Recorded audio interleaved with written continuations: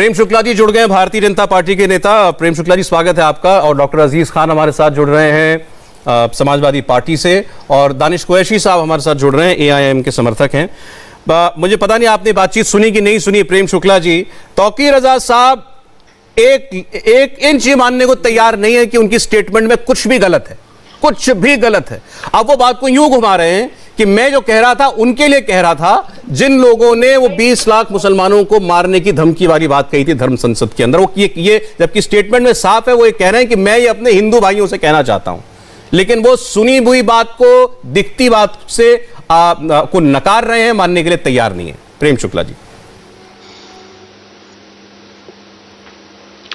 देखिए, तौकीर रजा जो है पहले भी इस तरह के विवादास्पद बातें करते रहे हैं, और तौकीर रजा ने जो हिंदुओं को मार गिराने की बात की, हिंदुओं के सफाये की बात की, भारत के मानचित्र को बदलने की बात की, वो उन बातों के बावजूद जिस तरह से उनसे कांग्रेस ने समझौता किया, और जिस बाटला हाउस एनकाउंटर के लिए श्रीमती सोनिया गांधी बड़े बड़े आंसू बहा रही थी, आज उसी बाटला हाउस एनकाउंटर के आतंकवादियों को शहीद का दर्जा दिलाने की मांग जिस तरह से मौलाना तौकीर रजा ने की है, वह इस बात का स्पष्ट संदेश देता है कि कांग्रेस जिहादी समर्थकों और जिहाद का ऐलान करने वाले तथाकथित उलमा का समर्थन करती है।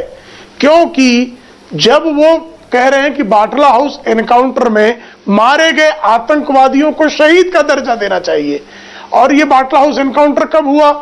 कांग्रेस के कार्यकाल में हुआ। उस बाटला हाउस एनकाउंटर के बाद श्रीमान सलमान खुर्शीद ने, जो उस समय कांग्रेस के कानून मंत्री हुआ करते थे, उन्होंने कहा था कि बाटला हाउस एनकाउंटर में मारे गए आतंकवादियों के पार्थिव को देखकर तत्कालीन कांग्रेस अध्यक्षा और UPA की चेयरपर्सन, जो कि कांग्रेस की तत्कालीन सरकार को रिमोट कंट्रोल से संचालित करती थी, उनके आंसू रुकने का नाम नहीं ले रहे थे। तो यह इस बात का संकेत देता है कि तौकीर रजा और कांग्रेस के बीच में एक ऐसा, कांग्रेस पार्टी के प्रवक्ता यहाँ शुक्ला साहब नहीं है, लेकिन कांग्रेस पार्टी का पक्ष इस पर यह है कि हमने नहीं बुलाया था इनको समर्थन देने के लिए, और हमें नहीं मालूम ये आदमी कहां क्या बयान देकर के आए हैं। अगर कोई हमको अब समर्थन देना चाहता है तो बस आए, तो चुनाव का वक्त है, हमारे मंच पर आ गए, लेकिन इनके कहे से हमारा क्या ताल्लुक है? ये क्योंकि वो यहां नहीं है, उनके बिहाफ पर जो उनका स्टेटमेंट है मैं बता रहा हूं। लेकिन देखिए, आप सौरव भाई भली बात जानते हैं कि फिरोज के पौत्र श्रीमान राहुल, वह हिंदू और हिंदुत्व को बार नफरती कहने का काम करते हैं, लेकिन जो नफरत का असली जहर बो रहा है, जो आतंकवादी, जो निर्दोषों की जान लेने के अपराधी हैं, ऐसे अपराधियों को शहीद कह रहा है। ठीक है, जो कह रहा है कि हिंदुओं तुम्हारा रहना मुश्किल हो जाएगा, हम भारत का मानचित्र बदल देंगे, उसके विरुद्ध एक भी टिप्पणी फिरोज के पौत्र राहुल का आया क्या? क्यों नहीं आया?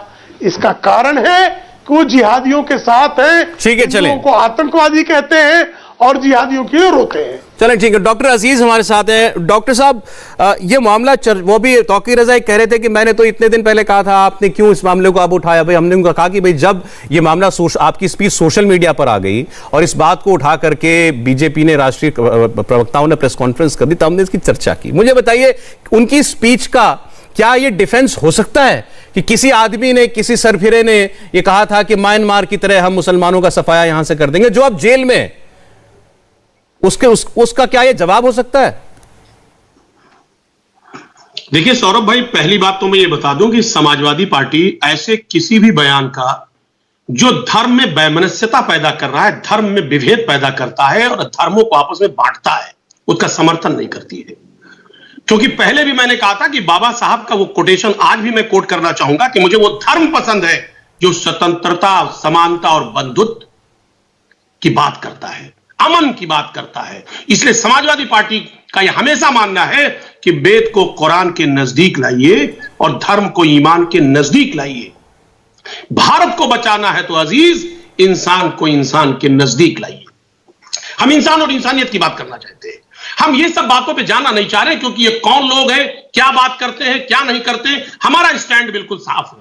हम चाहते हैं इस मुल्क में विकास की बात हो, इस मुल्क में कानून व्यवस्था की बात हो, इस मुल्क में महंगाई और बेरोजगारी की बात हो, और यह बात होनी है। आज बीजेपी बताए इस बात को कि अगर उसे चुनाव में जाना है तो अपनी उपलब्धियों को लेकर जाए। उपलब्धियों को लेकर वो बात नहीं कर रही है। क्यों नहीं बात कर रही है?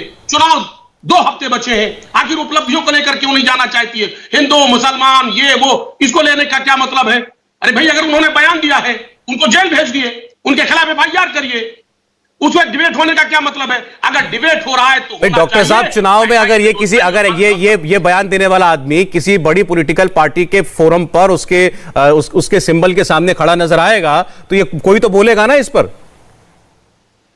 सर, संविधान से बड़ा कोई नहीं है सौरभ जी।